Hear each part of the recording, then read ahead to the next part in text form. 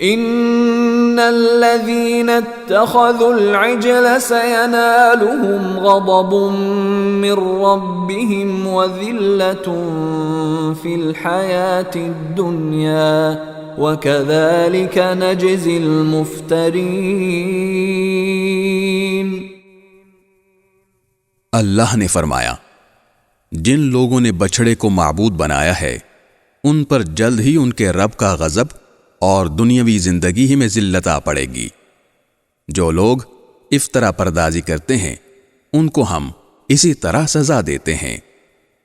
والذین عملوا السیئات ثم تابوا من بعدها وآمنوا ان ربک من بعدها لغفور رحیم۔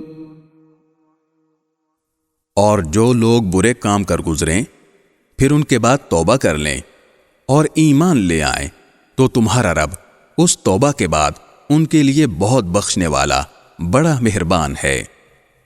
وَلَمَّا سَكَتَ عَن مُوسَى الْغَضَبُ أَخَذَ الْأَلْوَاحَ وَفِي نُسْخَتِهَا هُدًى وَرَحْمَةٌ لِّلَّذِينَ هُمْ لِرَبِّهِمْ يَرْهَبُونَ۔